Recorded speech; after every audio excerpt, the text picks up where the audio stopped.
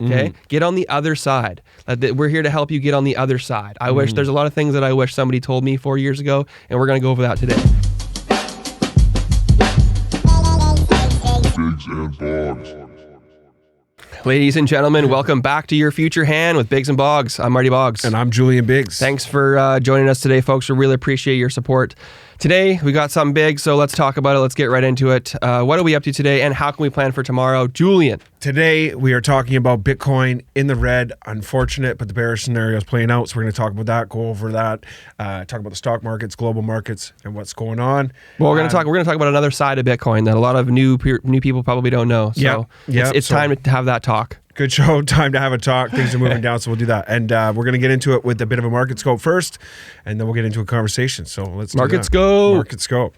The phone stayed on. So again, if you caught the update yesterday, thank you very much. Your support is much appreciated.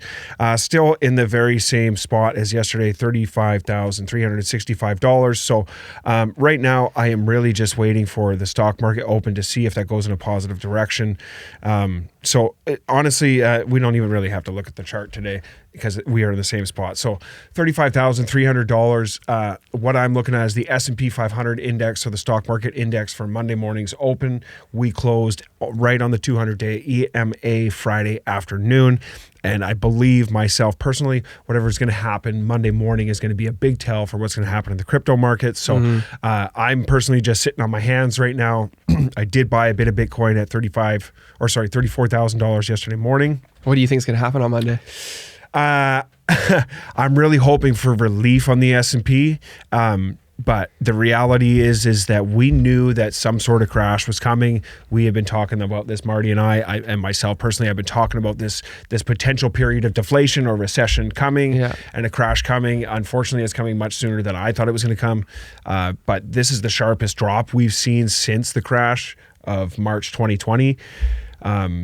And if you look at the distribution phase of this last pump, a lot of the times Bitcoin went in one major pump and then went back down into the bull market. But this time we had 1, 2 over the span of the year that were 6 to 8 months apart. And to me, that says that those people up high that obviously have a plan that's them dumping their stock back then. So now they want to cause a crash so they can get back in low. So there's a good chance that we're going to see a more substantial crash. Everything's in the red for the last couple of days, but I expect to see, like you said, because it's the weekend, and a lot of the stuff is closed over the weekend, is just more blood in the streets on Monday. So I see the retail sentiment generally being pretty positive on the weekends over the last month or so, which is good to see, and that's kind of what we had. So we hit this low. So for me, that bottom was 38K. If we came below 38K, for me is kind of where I was going to, start sitting on my hands a bit and just, light dollar cost average. And we've come below that. So now we've seen some of the bigger players probably drop a bit of their positions. They brought us down to a low of $33,900 yesterday. So that's why I scooped some up at 34,000 because I believe that was a good dip. Now sitting at 35 again. But really, we do have that potential to go. And this is lower. the time. This is the time when people say, now is the time when people get rich. That's when you start hearing people saying this, and I'll tell you why. It's because a lot of people have a hard time buying on the way down because it looks like it's hard, right? It's dead. People love buying. Dead. People love buying on the way up, and it's crazy. You got to get out of that mindset. Stop buying on the way up. That's how you lose money. You buy on the way down, and then it turns around, and when it turns around, you sit back and smile. Don't buy on the way up. Just watch it go. And then when it gets to a spot where you're happy, you're like, oh, pull a bit of profits here. Oh, it's still going up. Pull a bit of profits here. Okay? Get on the other side. We're here to help you get on the other side. I wish there's a lot of things that I wish somebody told me 4 years ago, and we're going to go over that today. And so one of them is, in a bear market, learn how to short. It's a hard thing to do. It's a hard thing to do. Not a lot of people like doing it, but you need to get on an exchange. Shorting, we need, I don't know. There's two sides to shorting, and I have put in a couple of shorts, and it's funny, I've actually lost money on shorts. Because you're a bull, because you're a perma bull. I'm a perma bull personally because since Bitcoin started and since crypto started, it has done nothing but go up. It just has a high volatility rate, right? So if we learn to just consistently accumulate and we learn to be buying in at these dips and moving forward, we learn how to stake and we get some of the passive income coming out, then we're going to accumulate some passive income while accumulating that wealth for the future, where hopefully Bitcoin is the medium of exchange and the monetary system that we use everywhere, right? So my plan with that is 5-10 years. And for me, I know my budget, I know our budget, I know a lot of people's budget is not going to really make a huge impact on the Bitcoin price, but I like that. I like that idea of everybody being prosperous and nobody having to short, because when people short, people get hurt. Of course, right? And if it is going to forever go up, then there won't be any shorters. There's no point to short it, right? No. So there is obviously there's people, but fuck those guys. But like you said, like you just said though, the weekend sentiment has been a lot better because it's retail, right? So that's good to see. Very good to see the weekend start to pick, because then that's the little guy, and the more little guys that get in, the more power we will have over it, and then it will become no point to short it. No one's going to short it once there's that many people in, right? But right now, since we're so early, since we're so volatile, since there's a bunch of people that own, there's a small amount of people that own a bunch of Bitcoin, they're gonna dump it, right? Like they're sitting on hundreds of, if not thousands of Bitcoin, each worth 40,000 roughly, per Bitcoin. So it's like they're gonna be dumping it. It's gonna happen, but that's the distribution phase. So you don't want to get scared away when you start to see the price go down. This is when you want to accumulate. Accumulation phase. 100%. So I don't get scared away. Definitely dollar cost averaging. I keep that going. So I mean, right now we do have the potential to go lower, but it doesn't matter. I buy once a week and I buy in those sharp dips. So I bought at 34K and I'll buy at 32K if we hit there this Well, there's week, still right? I'd say high percentage that we could even go to 20K, but even you just keep buying. It doesn't matter. It doesn't matter. You just keep on the way down, just keep going. And then so that's when money's made, is when you buy, you know what I mean? And we want to ride these things back up to the top. So we know it's going back to its buy low, sell high. It always has. When it goes down, buy. But when it goes up, sell. I don't know if you want to shorting. We could talk about shorting. We could maybe potentially make some trading videos here. I hate shorting. Yeah, well, Bitcoin is designed to be traded. I think personally, I don't know exactly why it's made, but the way I see it is it should take over trading resources. I feel like us trading resources is fucking ourselves over. We're screwing ourselves by trading our resources. Trade crypto, digital assets, and use our resources. There's two different ways to take your profits from trading, though, right? And one of them is shorting. So you can short for Bitcoin and get return in Bitcoin, right? Which is the only way we're shorting. You don't short for USD.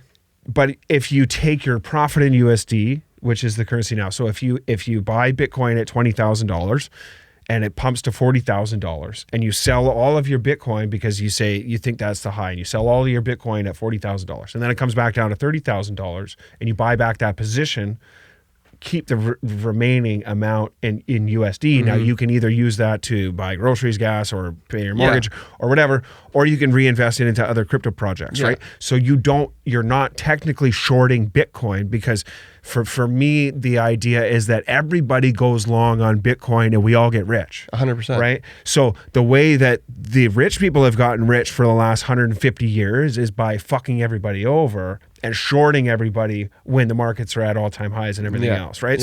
For me, those big red candles where everybody shorts, the great short, you know what I mean? Like back 2008, the great short, and there was a few people that came out on top of that because they saw it coming and they knew it was coming. So we have these things playing out over and over again, one in 2020, and now since 2020, it's the crash of whatever brought it down at that time. They have 120% gain to the all-time high on their stocks. Of course. And now they're shorting everybody again, right? So I don't know. I want to break that mentality. I want to, get to the idea that we all go long on Bitcoin. Fool me once, shame on you. Fool me twice, shame on me. Right.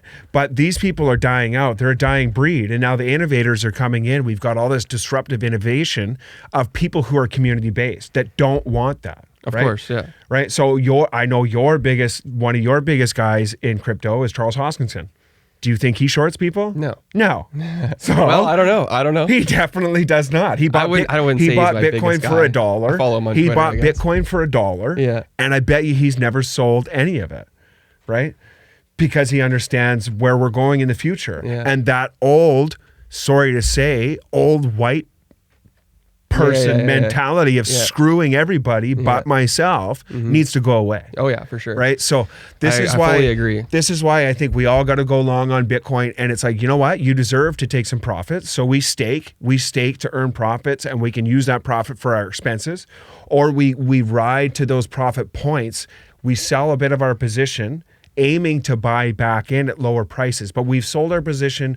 We keep our profits after buying our position back at lower prices. We're not shorting anybody. We're not shorting Bitcoin. We're not shorting our future hand, and we're not hurting anybody else that's new to the market that say bought at $65,000. Now all of a sudden we're at $35,000, and they're losing big, and they're selling. They're selling at these bottoms. So the markets have always been cutthroat. Like they've always been just brutal, right? But now we're moving. Obviously, 2022, everybody wants to hold hands, and so exactly maybe that's going to move into the markets, and everyone's going to be like, "Hey, and I'm going to be that, and I'm going to be that sensitive guy in crypto that's like, let's all hold hands, everybody go long." Everybody go long. It's so simple. And Hail Mary.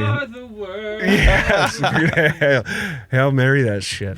Anyway, yeah, so that's hey, it could happen. Yeah, that's my idea. And I know it's cutthroat, and I know I can make money shorting, and you know, and you could, if you get good at trading. No more bullying in the markets, you guys. Yeah, but no more bullying. Yeah. But that cutthroat mentality is a very aged thing. And those are the people that are fighting us in courts with regulations saying, well, you know, this stuff is, it's no good. It's securities, and you shouldn't meet it. Meanwhile, their pockets and their bags are filled with this stuff. Yeah. Right. So I don't know. I just think we should break that mentality. That mentality is to short it, right? You can't just, I guess. Yeah. So obviously there's money to be made shorting. There's lots of money to be made shorting, but it's not money to be made. That's the thing you got to look away from. It's crypto being accumulated, being shorted.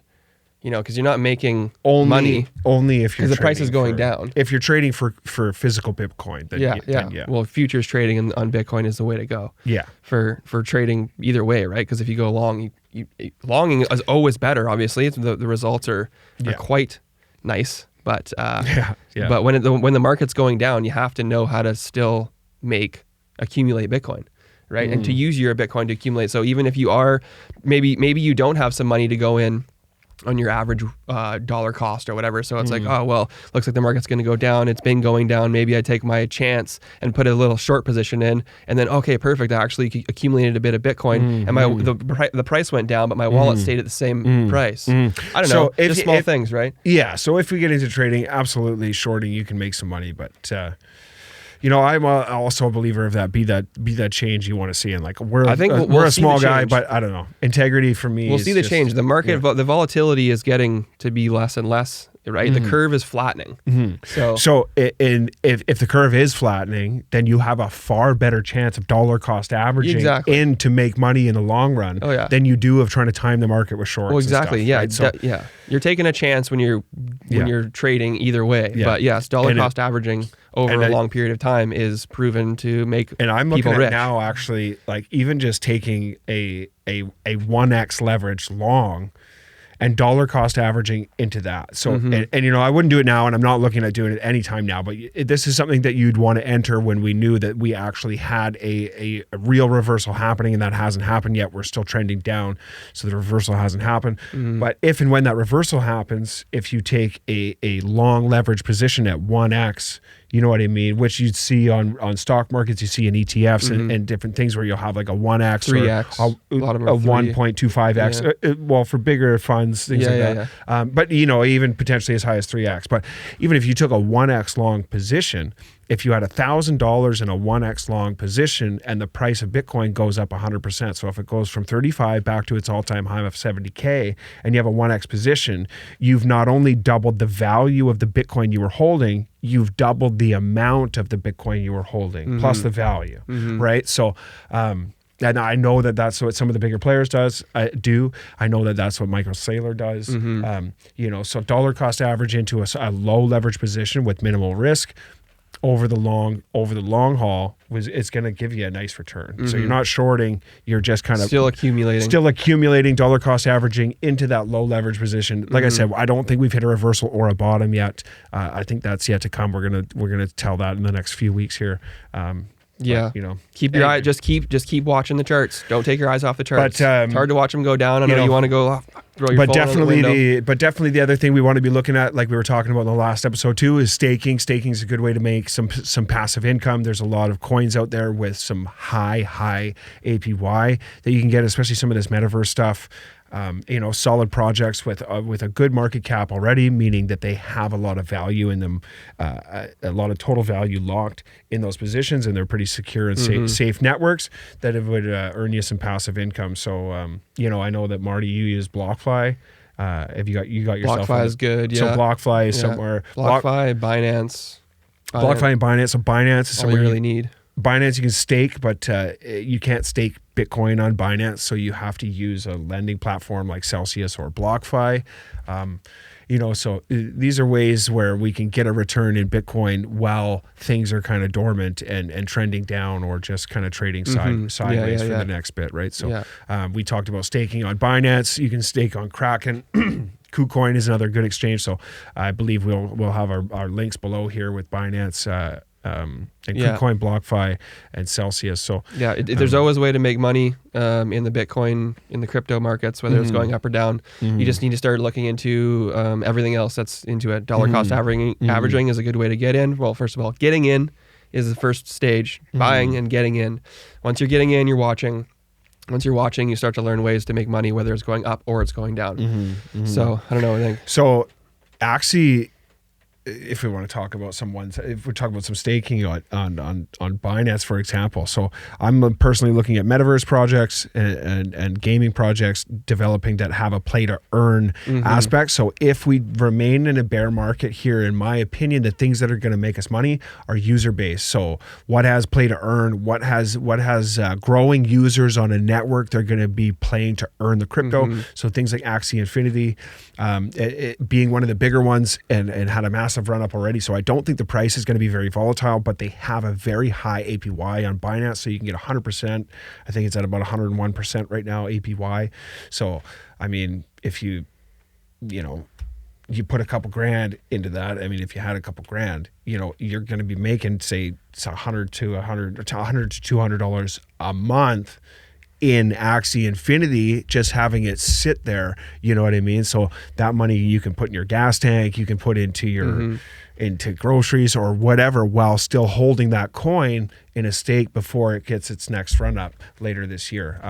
Because if we don't get this positive reaction in the stock market this week, I think we will go into a longer bear trend and maybe not see any action until Q3 this year. Well, we still need one more big massive dip, in my opinion. If you're looking at Wyckoff accumulation, we've had one big massive dip with a huge wick, and we've had one that's not as big, but it's I would say it counts for number 2, but we're probably going to see number 3 here in like a month. Yeah. And just keep watching, keep dollar cost averaging in. I do most of my updates, 34,400, that's good right there. But I do most of my updates on the daily chart, but honestly, I do those daily updates and I think that's great. We kind of got an idea of what's going to happen day to day. But really even the daily chart for me that's where I make my trading decisions, because I don't like the stress of trading the shorter time frames. I just do better trading daily it's so volatile. For myself personally, I can ride them a little longer.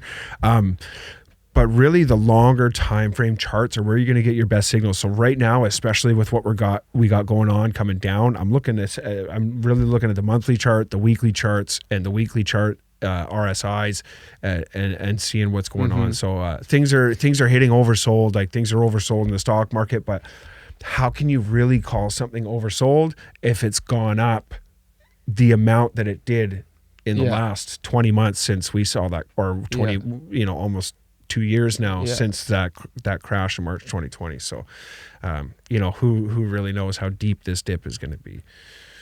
Well, we do know that money's going to be pulled out of stocks, and we know where it's going to go in the long run because this is what it's designed for, and it's pretty much inevitable because everything's gone digital. And crypto and gaming is the future. So we should, you got companies like Microsoft and Google now, buying companies like Activision. So Microsoft just bought Activision, and they're making a huge metaverse and crypto play, right? You got Google getting into the metaverse and making a crypto play. And Google's talking about looking into having crypto on Google Pay. They will. It's the future, right? So basically, we don't think we have any control, but the consumers really do have control. And whatever people start to go towards is what all of those rich people and investors and venture capitalists That's how you make a will move successful to. business. They just will. They go. They have to. They have no choice. Their business right? goes under if you don't buy their material, so their product. stop right? paying attention to all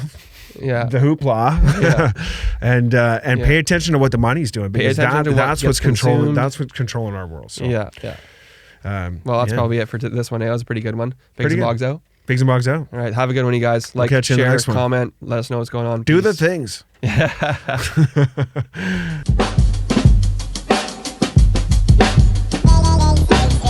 and Boggs.